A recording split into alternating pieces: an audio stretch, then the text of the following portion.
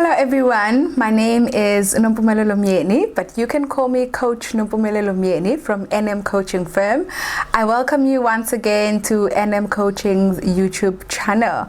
Remember, we are on our self-mastery season, and this is our third episode. So if you have missed our first and our second episode, it means you have not subscribed onto the page, so please do subscribe and also hit that notification bell to make sure that you are notified when we put on a new video.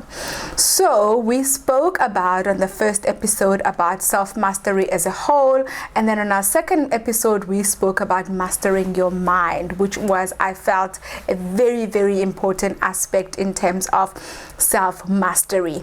Now on this episode we are going to talk about mastering your day. I know that it can seem like something very light or something very easy to do, because everybody knows we wake up in the morning and we have to rush to work or rush to wherever that, drop your kids off at school or wherever that, whatever that you need to do. But in this case, I want us to really zoom into the importance of mastering your day when you are mastering yourself. The importance of mastering your day when you are doing self-mastery. Now, many things on our days are a command. You have to get to work. You have to drop your kids off at school.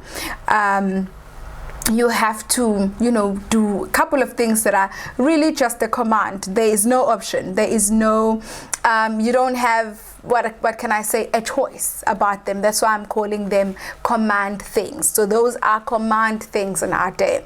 So for instance, if you were to look at your 24 hours, in the 24 hours you've got slots that are command time. That means on those slots, the things that are happening on those days, on that time, is command things. It's things that you cannot not do. Okay, so I want us to also just keep that in mind as we talk about mastering your day. Now, before I get carried away, let me just explain why is it important to be able to master your day in self-mastery.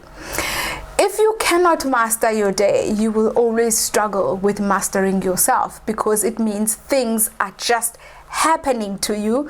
You are not happening to things. It's important to make sure that you are the one who's happening more than things happening in your life. You are the one who's showing up more than life forcing you to show up.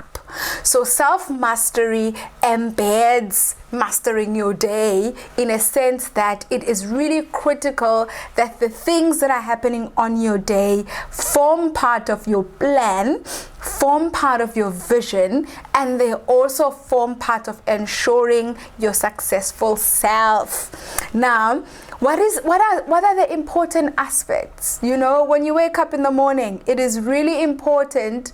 I've found it's an exercise that I've done personally to start my day the night before. I start preparing for my next day the night before. That is one of the important things on day or mastering your day. Starting your day the night before. What could you be doing the night before that could assist you to start your day? Number one, you could journal, which means you could be taking down the things that you need to do the next day. It starts with maybe reflections of what today has been. So I would look at today and be like, all right, today went well, and this is what I liked today, and what is it that I need to do tomorrow? Therefore, I started with journaling the night before. So tomorrow, this is what I need to do. You do your to-do list. You do what you would like to achieve by tomorrow, and all of this becomes your plan the day before. This is a very critical part when we talk about mastering your day, ensuring that you don't just stumble. Some people just stumble onto the day. They find themselves in the morning and they find themselves having to, let me do the kids' lunch, let me do this and that. You are stumbling onto life, which means your days are not planned. You're not planning what needs to happen on your day, which is very, very critical that you must be able to do that. So number one, I said it's important to plan your day the night before. Use a journal. Pick a journal, pick a notebook, whatever that you can use to be able to start journaling what your day looks like tomorrow, what your day would look like the next day. Now, this allows the fact that when you go to sleep, you don't go to sleep without a plan, but you go to sleep ready for the fact that tomorrow is going to happen, you know. You go to sleep assured that tomorrow is going to happen, and these are the things that are going to happen tomorrow. I'm not shocked when I wake up in the morning. I'm not wondering what is it that I need to do, but I'm certain about what actually needs to happen, because there I'm making sure that I'm drawing what needs to happen the night before. And when you go to sleep, your mind prepares itself for tomorrow, because you've spoken to it, you've told it what needs to happen tomorrow. So it starts to prepare itself that when that alarm clock hits at 5 a.m. in the morning, it's not a shock, it's not a pain, it's not a hurt. In as much as you wouldn't want to, comfortably, rush out of bed, but at least mentally you are prepared that I'm expecting my alarm to hit at 5 in the morning because I need to be doing this at this particular time. Self-day mastery is critical to self-mastery. Now, that having a list of what you need to happen in the day is also an important contributor to you being able to master your day. I've spoken about the day happening to you. Having a list allows the fact that the day doesn't really happen to you, but you happen to the day. You show up on time for the things that you're supposed to show up at. When you've written it down, you are able to then know that at 12 o'clock I need to be where, at 1 o'clock I need to be where. Therefore, your show up time is improved. Your show up time is on time. You are not wasting time simply because things are just happening, but they're not. You planned them. You made sure that I am the master of this day, And another thing that is also very important that it assists you with time management. We're going to talk about mastering your time later on in the season, in the episodes to come. But I'm just going to bring it in today to say mastering your day also allows you to be able to master your time. Knowing what time you wake up, and you just have that reasoning that says, I wake up at this time because of this reason. And the minute you marry it to the reason, it then starts to become comfortable for you. Remember, we inform our own selves of things that are happening or that need to happen in our minds and in our lives. So you will be able to, when you know that I start my day at 5, and then the first thing that I need to do is to prepare for the kids to make sure that they leave the house by 6:30, and then I put on my gym clothes and I go to gym, and I've got an hour for gym, and after that I need to prepare to head out to the office, and I've got to give my employer their 8 hours, and after that I need to prepare to pick the kids from school to get, it becomes a chain of things that are not just happening, but a chain of things that are planned by you, that you are happening to them, that you are the one that is moving the train. It's not the train that's pulling you and you are running along with it, but you are actually the one that is pulling the train and ensuring that, hey, the day remembers who is the master of this day. Now, it is very important because, when you are at a space where really the day is happening to you, anything can happen and you won't be able to account for the hours, for the 24 hours that you've just been blessed with. and you find yourself slipping into procrastination, slipping into anxiety, slipping into depression, simply because of that thing that the days are happening to you, you are not happening to them. I would like you to try, mastering your day. I find it a small step going forward on a daily basis. It doesn't become perfect on the first day, but it turns to become closer to perfect as you practice it, in such a way that when you miss a step, you are able to always bring yourself back in your consciousness, in your mind, in the way that you are thinking, in the way that you have planned. You are able to look at your plan and you are able to say, you know what? And as far as my plan is concerned, this is how I derailed. Therefore, I know what I need to correct, and I know how I would like to correct what I need to correct. And it allows you conversations with yourself about yourself as well. Planning your day, making sure that you've got a plan for your day, allows you to be able to converse with you in terms of, for somebody who's at school, I'm making an example, you will need to be able to plan, for instance, your assignment submissions. So you would know that if my submission is in 3 weeks' time, the type of speed that I have as a person in terms of putting it together requires 2 weeks. Therefore, I will then start on this particular date in order for me to be able to then do that. Can you see that you're not lost and rushing for time, but instead you are putting all the time you have into good use? So looking at 24 hours, I know we all count 24 hours as if we start living from just 1 minute past 12, but I suppose your 24 hours could be starting at 5 a.m. in the morning, at 4 a.m. in the morning, at 6 a.m. in the morning.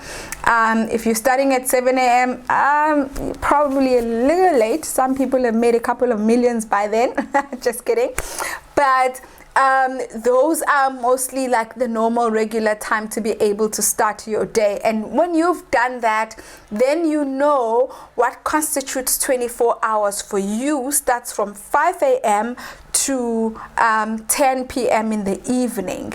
And if you were asked to account for the rest of the time, it's your rest time, it's your sleeping time, which is actually very, very important.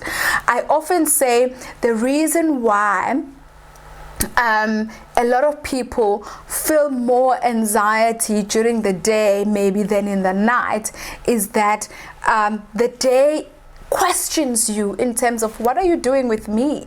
It's here. I'm here for you to do something with me, and you're not doing anything with me. And in the night, no one really, everybody just goes to bed, and we can all just go to bed, and there's not much really questioning you in terms of, hey, what are you doing with me? Except when you need to study and you're sleeping early, but you still have a lot of work to cover and all of that. So it is so important to master your day in a sense that it's not about imprisoning you to your time, but it is about ensuring that your time is accounted for. It is about ensuring that whatever money, whatever purpose that your time is supposed to serve, whatever money it's supposed to make you, whatever output your time is supposed to give to you, you can actually see that, and you can actually be able to say that, okay, I have given the time, my 24 hours, a very good use, and that is why I'm able to enjoy this particular output from it. And that is why many people usually would not take account or take stock of what happened in the day in their journaling, because they really can see a lot of time that is accounted for. So when you're planning your day, as a master of the day, you need to be able to account for all the time, even leisure time. It's not embarrassing to write down leisure time in your diary that has hours, because it's necessary for you to be able to function. You need time to rest. You need time to socialize with people. You need time to converse with other people, see what's happening in the world. You need time time to see the news or to read the newspaper, if that constitutes leisure time for you, then you are able to note it down and write it down to say, this is my leisure time, this is my reading time, and be able to account for all the time that is there in your 24 hours. And you, in turn, what does that make you? In turn, that creates a very productive person. That's one. In turn, that creates a person who is proud of themselves. You can clap hands for yourself when you can actually see how well you have optimized your time, how well you've optimized the hours that you've got in your day. Then you can start celebrating. It means then leisure time becomes easily accounted for because you are able to to celebrate the achievement that you've had on your day. So maybe before I lock it down, let us do a quick recap.